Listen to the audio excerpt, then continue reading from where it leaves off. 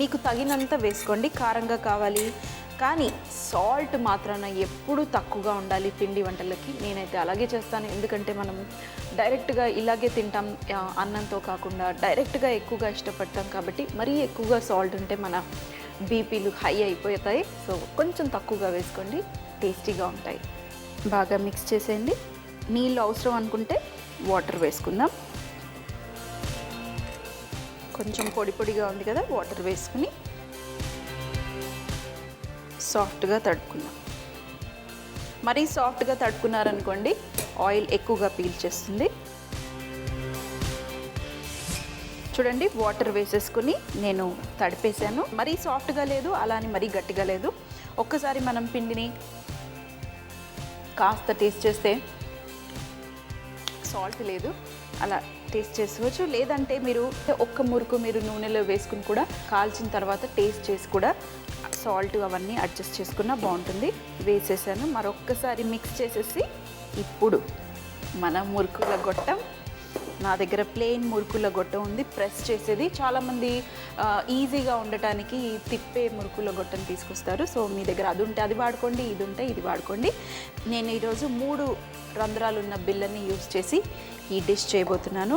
ఇప్పుడు మనం దీంట్లో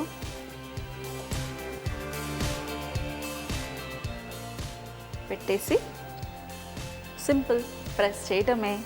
మంచి రంగు వచ్చేంత వరకు కాల్చుకుని చల్లారిన తర్వాత డబ్బాలో పెట్టుకుని ఒక వారం 15 రోజుల పాటు తినటమే. సో నూనె కూడా వేడిగా ఉంది.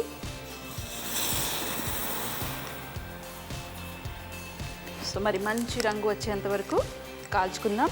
ఇవి కొంచెం కలర్ గ్రీన్గా ఉంటాయి, ఎందుకంటే మనం ఇందులో పచ్చిమిరపకాయల పేస్ట్, అలాగే ఫ్రెష్గా అల్లము, వెల్లుల్లిపాయలు, మరి ఇంగువ వేసుకున్నాం కాబట్టి చాలా డిఫరెంట్గా ఉంటుంది టేస్ట్.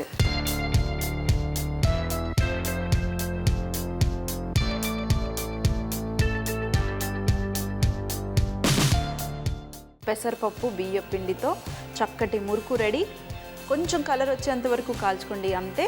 కాస్త గ్రీన్ కలర్, మరీ బ్రౌన్గా నేను కాల్చలేదు, కానీ పర్ఫెక్ట్గా కాలిపోయింది.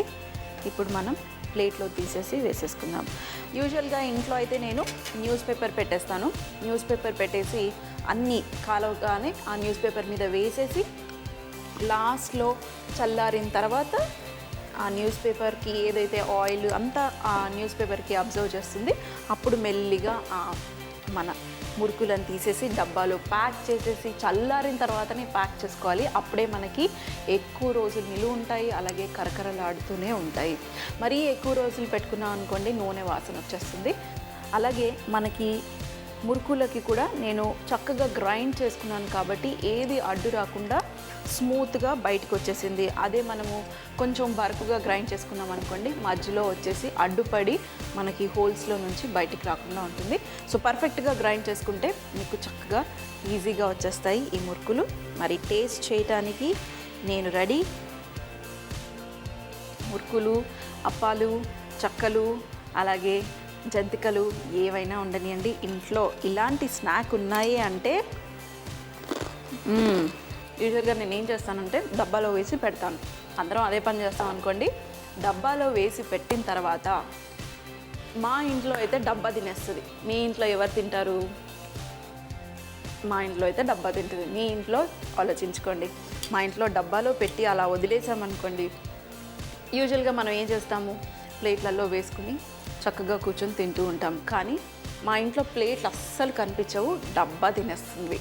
సో మరి చూసారు కదా, ఈరోజు చక్కటి సింపుల్ అయిన పెసరపప్పు బియ్య పిండితో చక్కలు కరకర అంటూ యమ్మ టేస్టీగా ఉన్నాయి.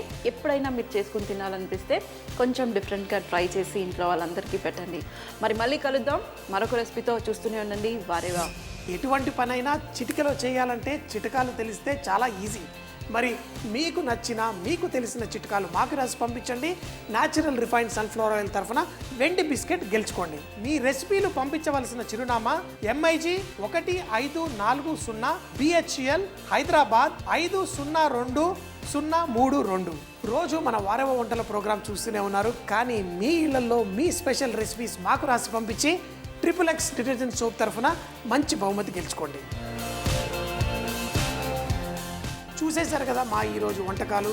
రేపు మళ్ళీ ఇదే టైంకి కలుద్దాం. అప్పటిదాకా సీ యూ, బాయ్ బాయ్, ఖుదాఫిజ్.